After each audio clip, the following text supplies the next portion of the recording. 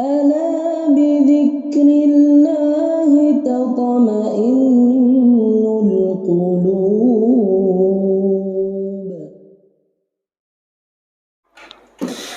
الله أكبر الله أكبر الله أكبر لا إله إلا الله الله أكبر الله أكبر ولله الحمد.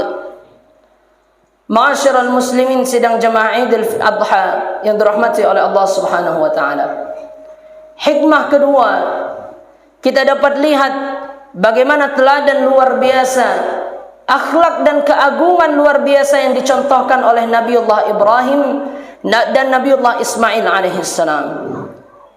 Dalam percakapan ini Bapak Ibu yang dirahmati oleh Allah, Allah menyajikan satu dialog luar biasa, satu dialog penuh hikmah, penuh pelajaran, yang di dalamnya kita bisa ambil i'tibar, kita bisa jadikan contoh dan teladan kita.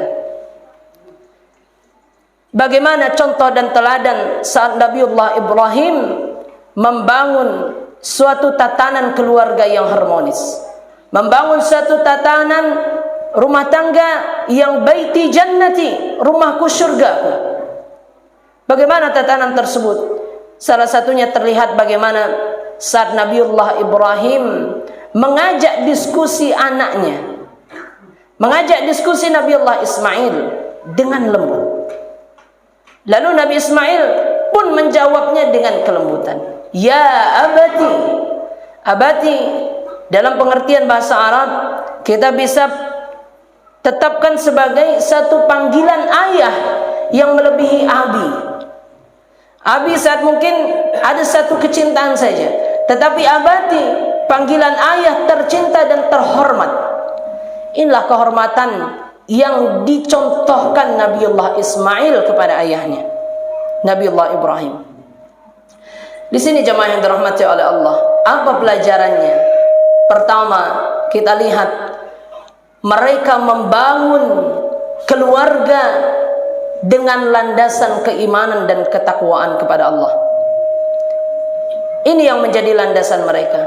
Mereka sama-sama meneguhkan keimanan, mereka sama-sama meneguhkan ketakwaan kepada Allah. Terbukti saat datang godaan silih berganti kepada Nabiullah Ibrahim, syaitan mulai menggoda. Kepada istri beliau Hajar, syaitan juga membisikkan agar membatalkan langkah kurbannya. Pun kepada Ismail, syaitan juga membisikkan. Namun mereka mampu melawan setiap godaan itu karena keluarga ini telah dibangun dengan pondasi keimanan dan ketakwaan yang kokoh, keimanan dan ketakwaan luar biasa. Sehingga dengan itu jemaah yang dirahmati oleh Allah, ini yang hendaknya kita juga coba bagaimana terapkan di lingkungan kita. Ya ayyuhalladzina amanu qu anfusakum wa ahlikum nara. Jaga dirimu, jaga keluargamu dari api neraka. Dengan apa? Salah satu pondasinya dengan kita meningkatkan keimanan dan ketakwaan di dalam keluarga kita. Kita saling menasihati, wa tawasau bil haq wa tawasau bis sabr. Terlepas dari peran antara rijal dan nisa, antara ayah dan ibu, terlepas juga dari peran seorang anak-anak, kita Allah perintahkan untuk saling menasihati. Maka inilah yang menjadi pondasi luar biasa, pondasi utama saat kita mampu menghadirkan suasana-suasana agamis dengan keimanan dan ketakwaan di dalam lingkungan keluarga kita. Poin kedua terkait dengan bagaimana Nabiullah Ibrahim mencontohkan dalam tatanan keluarga. Beliau mencontohkan terkait dengan pendidikan yang beliau ajarkan kepada anaknya. Pendidikan yang lembut namun berbalut dengan ketegasan. Kelembutan ini tercermin Bapak Ibu dari kata-kata luar biasa, kata-kata bijaksana yang disampaikan Nabiullah Ibrahim kepada anaknya. Dan inilah pelajaran yang kita bisa ambil. Falyakul khaira aw yasmut. Katakanlah perkataan yang baik atau diam, kata Rasulullah. Maka hendaknya perkataan kita harus kita jaga, perkataan kita harus kita kontrol. Karena dalam satu penelitian dikatakan Seseorang itu bisa jadi berkata-kata sangat banyak, antara 5.000 sampai 20.000 kata setiap hari. Ini yang harus kita kontrol jemaah yang dirahmati oleh Allah. Kata-kata yang penuh dengan kelembutan dalam proses pendidikan dan pengajaran, tetapi tetap dibalut dengan ketegasan. Kemudian jemaah yang dirahmati oleh Allah, pelajaran yang kita bisa ambil i'tibar dari kisah Nabiullah Ibrahim dan putranya Nabiullah Ismail, bagaimana pengorbanan seseorang, pengorbanan luar biasa yang dilakukan demi ketakwaan kepada Allah. Kita lihat di sini jemaah, Nabiullah Ibrahim demi Allah, demi kecintaannya kepada Allah, rela mengorbankan anaknya. Mengapa anak yang menjadi titik tumpuannya Bapak Ibu yang dirahmati oleh Allah? Karena ini salah satu perhiasan dunia yang Allah titipkan kepada kita. Zuyyina linnas hubbus syahawati minan nisa wal banin wal qanatiril muqantarah minadh dhahabi wal fiddah. Sesungguhnya kata Allah, kami telah hiasi manusia itu dengan syahwat, kemudian kecintaannya kepada anak-anak, kecintaannya kepada harta. Maka di sini kita lihat bagaimana kesungguhan Nabiullah Ibrahim saat mengorbankan anaknya. Apa pelajaran yang hendaknya kita coba ambil dari kisah ini jemaah yang dirahmati oleh Allah? Nabiullah Ibrahim mengorbankan putranya demi ketaatan kepada Allah. Hendaknya ini yang kita lakukan. Bagaimana kita mengorbankan kedekatan kita kepada anak kita dengan harapan mereka menjadi seseorang yang bertakwa nantinya kepada Allah. Ini yang menjadi pengorbanan kita hari ini Bapak Ibu. Kita ingat ayat Allah, wa'lamu annama amwalukum wa auladukum fitnah. Dan ketahuilah kata Allah, sesungguhnya anakmu dan harta-hartamu akan menjadi fitnah bagimu. Saat seperti apa? Saat kita tidak bisa menjaga amanah tersebut, saat kita tidak bisa mengorbankannya untuk selalu istiqamah dan tetap di jalan Allah Subhanahu wa taala. Kita berkorban demi anak dan keluarga bukan dalam artian kita memberikan setiap yang diinginkannya. Kita berkorban bukan demi menjaga satu hal yang ingin kita selalu tetapkan berada di dalam keluarga kita, tetapi bagaimana proses kita mengorbankan itu saat kita berikan pendidikan terbaik. Kita ajarkan tentang keimanan dan ketakwaan, ketauhidan kepada Allah Subhanahu wa taala. Inilah hendaknya pelajaran terbaik yang dihadirkan di setiap keluarga kepada para generasi selanjutnya.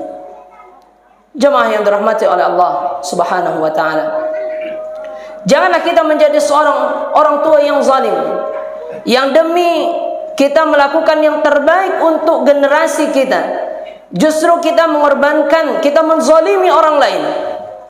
Namun justru sebaliknya, hendaknya kita memberikan sesuatu pelajaran luar biasa, yang dengan itu mereka bisa tumbuh dan berkembang, yang dengan itu menjadi konsep pendidikan yang telah dicontohkan oleh Nabiullah Ibrahim dan putranya Nabiullah Ismail.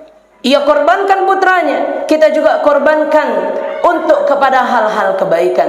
Bukan dalam artian kita korbankan untuk kita memberikan satu hal luar biasa kepada anak kita, tetapi bagaimana kita mengajarkan akan satu kemandirian.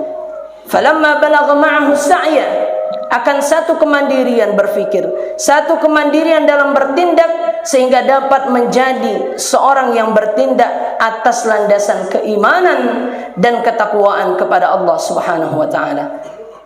Kita lihat Luqmanul Hakim, apa yang beliau nasihatkan kepada anaknya agar jangan mempersekutukan Allah. Karena sesungguhnya inna syirka la zulmun azim. Syirik adalah kezaliman yang besar kepada Allah. Ini pelajaran tauhid. Apalagi yang diajarkan oleh Luqmanul Hakim, wa wasainal insana biwalidayhi hamalathu ummuhu wahnan ala wahnin wa fisaluhu fi 'amain an ishkurli wa liwalidayka ilayya al-masir. Luqmanul Hakim mengajarkan satu pendidikan tentang adab dan akhlak seorang anak kepada orang tuanya. Nah, ini jamaah yang dirahmati oleh Allah. Pendidikan luar biasa yang dicontohkan oleh para generasi salafus saleh kita. Kita lihat pendidikan yang diajarkan Nabiullah Ibrahim. Kita lihat pendidikan yang diajarkan Luqmanul Hakim terkait dengan tauhid, terkait dengan akhlak, terkait dengan satu cara agar kita bisa menjadikan generasi ini menjadi generasi terbaik, agar generasi ini menjadi generasi yang senantiasa bertakwa kepada Allah Subhanahu wa taala. Allahu akbar, Allahu akbar, Allahu akbar. Setidaknya jemaah yang dirahmati oleh Allah, inilah dua hikmah luar biasa, dua pelajaran besar terkait kita lihat bagaimana kepribadian seorang individu Ibrahim alaihissalam dalam melakukan sedekah terbaiknya, dan bagaimana dalam tatanan kepribadian Nabiullah Ibrahim dalam lingkungan keluarganya, dalam proses pembinaan dan pendidikan di dalam keluarganya, yang semoga dengan ini menjadi nilai-nilai yang dapat kita internalisasikan, dapat kita aktualisasikan dalam setiap kehidupan kita. Fa'tabiru ya ulil absar la'allakum tuflihun.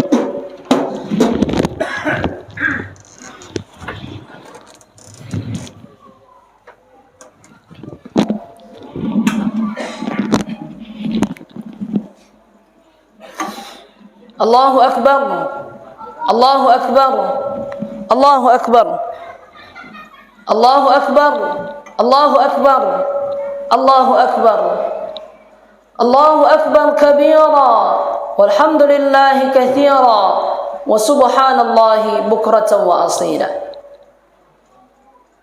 Allahu akbar, Allahu akbar, Allahu akbar, walillahil hamd. Alhamdulillah, alhamdulillah bi ni'matihi tatimmu as-salihat, kama yuhibbu rabbuna wa yarda. Syahadu an la ilaha illallah wahdahu la syarika lah, wa asyhadu anna Muhammadan 'abduhu wa rasuluh. Allahumma fassalli wa sallim ala hadha an-nabiyil karim Muhammad wa ala alihi wa sahbihi wa man tabi'ahu bi ihsanin ila yaumiddin. Ayuhal muslimun, ittaqullaha haqqa tuqatih wa la tamutunna illa wa antum muslimun. Fasma' kama qala Allah ta'ala fi kitabihil karim. A'udzu billahi minasy syaithanir rajim. Bismillahirrahmanirrahim. Inna a'tainakal kautsar fashalli li rabbika wanhar. Inna syani'aka huwal abtar. Shadaqallahul azim. Pada khutbah pertama kita sudah menilai, kita sudah melihat dua aspek pelajaran penting dari kehidupan Nabiullah Ibrahim. Pada khutbah kedua ini jemaah, kami coba memaparkan sedikit terkait poin kedua, yang dimana ini menjadi solusi agar kita bisa jadikan generasi kita menjadi generasi terbaik, agar kehadiran Zulhijjah ini bisa menjadi iktibar dan pelajaran bagi kita bersama. Kita lihat satu kurikulum yang diceritakan oleh seorang tabi'in yang bernama Fudail bin Iyad. Beliau menceritakan dalam kitabnya, saat seorang anak sudah mulai memahami terkait lingkungan sekitarnya, maka orang tua itu akan menyerahkan kepada yang disebut dengan muaddib, orang yang akan mengajarkan adab, orang yang akan mengajarkan tentang keimanan dan ketauhidan kepada Allah. Maka pelajaran utama yang diberikan kepada seorang generasi tersebut adalah terkait dengan Al-Quran. Kenapa Al-Quran yang menjadi titik tumpuannya? Karena dengan Al-Quran lah yang menjadi sumber kemuliaan kita jemaah yang dirahmati oleh Allah. Inna Allah Ta'ala yarfa'u bihadzal kitab aqwaman wa yadha'u bihi akharin. Allah akan muliakan satu kaum dengan satu kitab ini. Allah akan hinakan juga saat ia menghinakan Al-Quran. Ini konsep pendidikan luar biasa yang telah diajarkan Islam. Maka itu juga yang hendaknya kita tingkatkan jamaah. Bagaimana pendidikan Al-Quran selalu kita bumikan. Tak hanya sekedar kita berpuas diri dengan satu pendidikan Al-Quran saja. Karena semakin kita dalami Al-Quran ini, akan semakin kita merasakan kehausan ilmu yang luar biasa. Maka hendaknya ini yang selalu kita tingkatkan, ini yang selalu kita dekatkan dan ajarkan kepada setiap lini yang kita pimpin. Lalu dengan itu dikatakan, dilanjutkan oleh Fudail bin Iyad, sesudah mereka menguasai Al-Quran, sesudah mereka belajar Al-Quran, maka muaddib tersebut mengajarkan terkait dengan akhlak, terkait dengan adab, dan menceritakan terkait tokoh-tokoh luar biasa dalam agama ini. Apa tujuannya jamaah? Karena ini akan membentuk mindset dan pola pikir seseorang, akan membentuk pola pikir seorang anak agar mengagumi tokoh-tokoh luar biasa, figur-figur terbaik Islam, bukan justru akan mengidolakan yang tidak mereka beragama Islam. Kita miris dengan saat mereka mengidolakan mungkin artis-artis yang tidak mampu berbusana sesuai dengan ajaran Islam. Mereka mengidolakan satu hal yang dalam fantasi dan khayalan semata. Tetapi hendaknya yang diidolakan itu adalah tokoh-tokoh terbaik, figur-figur terbaik, yang salah satunya kita pelajari hari ini terkait dengan hikmah di balik kejadian Nabiullah Ibrahim dan Ismail. Dengan inilah jamaah yang dirahmati oleh Allah, dengan Al-Quran, dengan landasan akhlak, dan dengan landasan pelajaran sirah, akan menjadi pendidikan terbaik yang hendaknya dikembangkan oleh setiap institusi pendidikan. Tak hanya terkait dengan institusi pendidikan, tetapi ini juga yang hendaknya kita kembangkan di rumah kita, di keluarga kita. Madrasatul ula, ibu adalah madrasah pertama bagi seorang anak-anaknya. Maka di sinilah jemaah yang dirahmati oleh Allah, inilah pelajaran luar biasa yang kita bisa coba terapkan dan kita bisa coba gali dari peristiwa Nabiullah Ibrahim dan Ismail bersama keluarganya.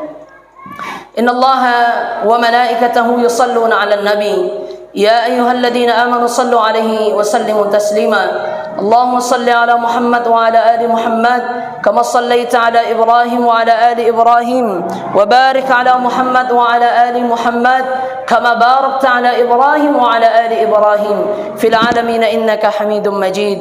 اللهم اغفر للمسلمين والمسلمات والمؤمنين والمؤمنات الأحياء منهم والأموات وتابع بيننا وبينهم بالخيرات رب اغفر وارحم وأنت خير الراحمين. اللهم اغفر لنا ذنوبنا ولوالدينا وارحمهما كما ربيانا صغارا. ربنا ظلمنا أنفسنا وإن لم تغفر لنا وترحمنا لنكونن من الخاسرين. ربنا تقبل منا إنك أنت السميع العليم وتب علينا إنك أنت التواب الرحيم. Ya Allah, Ya Rahman, Ya Rahim, pada hari ini ya Allah kami berkumpul di hadapan-Mu ya Allah, kami berkumpul dalam satu naungan nikmat-Mu ya Allah. Maka ya Allah, jadikanlah pertemuan dan perkumpulan kami ini sebagai upaya untuk kami meningkatkan keimanan dan ketakwaan kepada-Mu ya Rabb. Ya Allah, ampunilah segala dosa kami ya Allah, dosa kedua orang tua kami, dosa guru-guru dan pemimpin-pemimpin kami ya Allah. Tunjukilah kami jalan yang lurus, tunjukilah keluarga kami jalan yang lurus, tunjukilah pemimpin-pemimpin kami jalan yang lurus ya Allah, jalan yang di dalamnya Allah Engkau sediakan hidayah ya Allah. Ya Allah ya mujibas sa'ilin, pada hari ini Allah kami melaksanakan hari raya Idul Adha dan akan melaksanakan penyembelihan kurban ya Allah. Maka dengan itu kami harapkan ini menjadi sedekah terbaik kami ya Allah. Dengan itu menjadi satu cara untuk kami membersihkan diri kami ya Allah ya Rabb. Dan juga jadikan setiap apa yang kami lakukan Engkau terima ya Allah. Terimalah puasa kami ya Allah, salat kami ya Allah, infak dan sedekah kami ya Allah. Dan juga ya Allah ya Rahman ya Rahim, kepada kedua orang tua kami ya Allah, kami mungkin telah banyak berbuat salah ya Allah, maka ampunilah dosa kami ya Allah. Ampuni dosa kedua orang tua kami ya Allah. Ya Allah, jika mereka sudah mendahului kami ya Allah, maka tempatkanlah mereka pada tempat terbaik-Mu ya Allah ya mujibas sa'ilin. Ya Allah ya Rahman, ya Allah ya Ghaffar, dengan apa yang telah kami lakukan ini ya Allah, semoga menjadi hujjah bagi kami nantinya ya Allah. Semoga kami dapat mempertanggungjawabkan setiap apa yang telah kami lakukan ya Allah. Ya Allah ya Malik, ya Allah ya mujibas sa'ilin. Ya Allah, jadikanlah generasi kami, jadikanlah umat dan kelompok kami ini ya Allah sebagai generasi terbaik-Mu ya Allah, sebagai generasi yang mendekati Al-Quran ya Allah. Bukakan hati kami untuk selalu memperdalam ilmu pengetahuan dan aplikasi kami terhadap agama-Mu ini ya Allah. Ya Allah, berikan kekuatan kepada kami untuk menolong agama-Mu ini ya Allah. Ya Ghaffar, ya Allah, ya Mujibas Sa'ilin. Ya Allah, terimalah permohonan dari hamba-Mu yang lemah ini ya Allah. Hanya kepada Engkau-lah kami memohon, dan hanya kepada Engkau-lah kami meminta pertolongan ya Allah. Ya Mujibas Sa'ilin. Rabbana taqabbal minna innaka antas sami'ul alim, wa tub alaina innaka antat tawwabur rahim. Rabbana atina fid dunya hasanah wa fil akhirati hasanah wa qina adzaban nar. Walhamdulillahi rabbil alamin. Mohon maaf atas segala kesalahan dan kekhilafan. Semoga ini bisa menjadi pengingat dan iktibar bagi kita bersama. Usikum wa nafsi bittaqwallah. Wassalamualaikum warahmatullahi wabarakatuh.